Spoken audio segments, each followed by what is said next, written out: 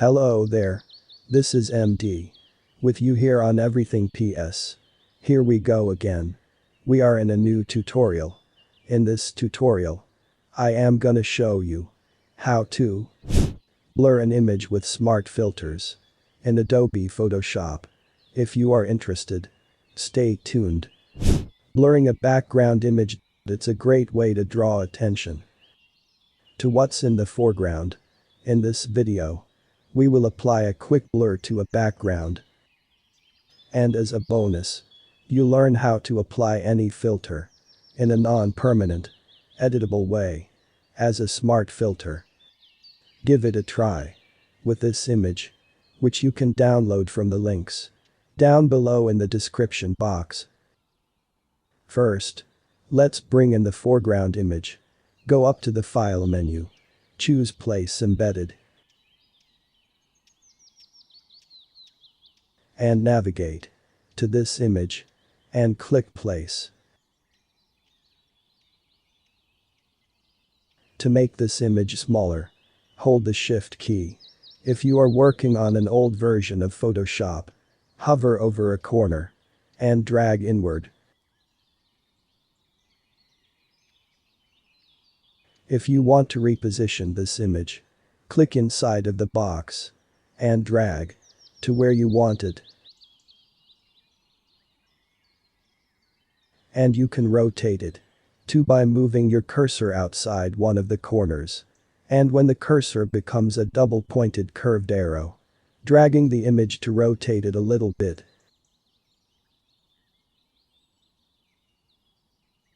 To finish placing the image, go up to the options bar and click the check mark.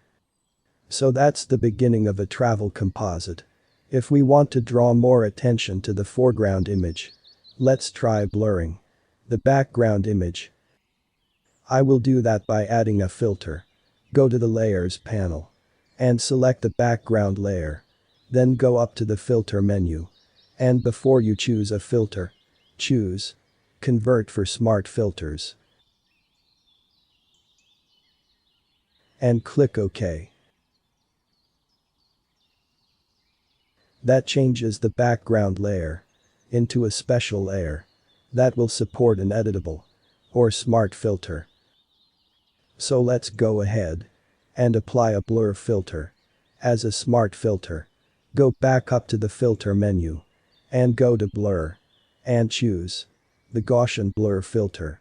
In the Gaussian Blur dialog box that opens,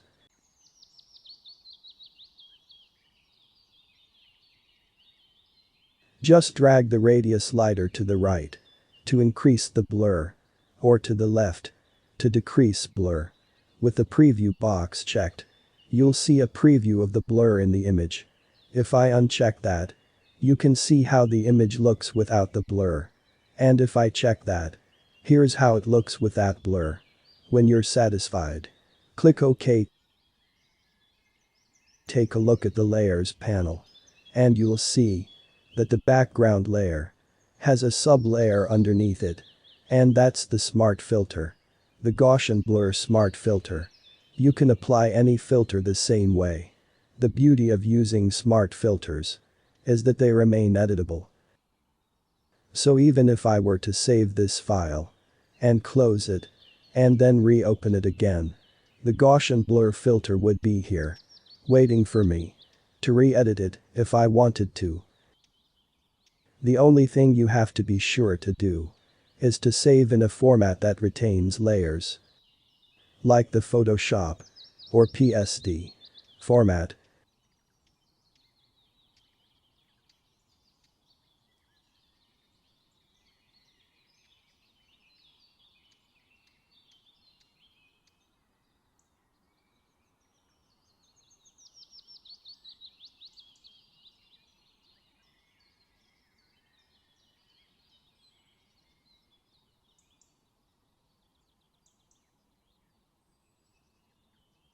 If you do want to re-edit a smart filter, just double-click its name here in the Layers panel, and it reopens, and you can make a change.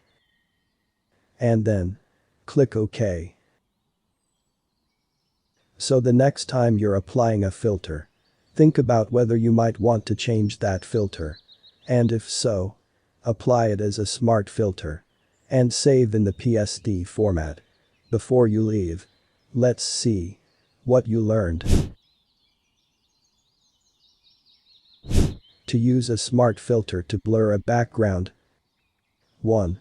Select a layer that contains content you want to blur, like a background. 2. Choose Filter. Convert for smart filters.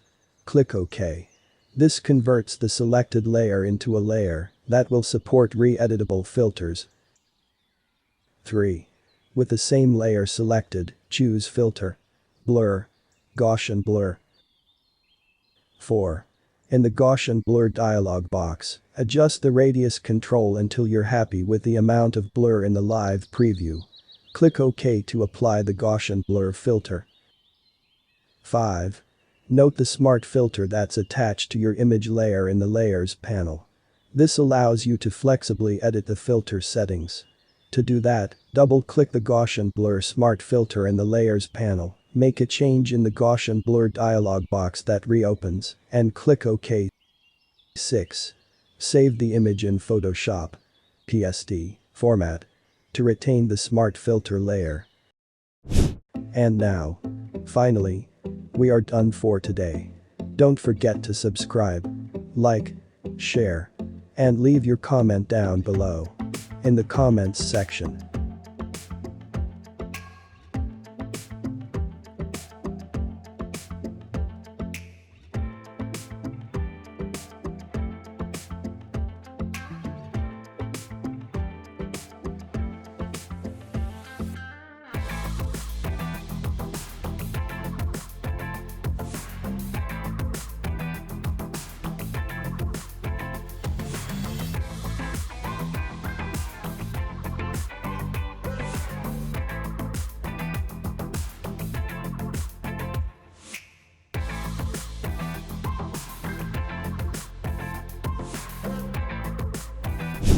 Also, if you are interested in Adobe After Effects, take a look at our second channel, Saskiano.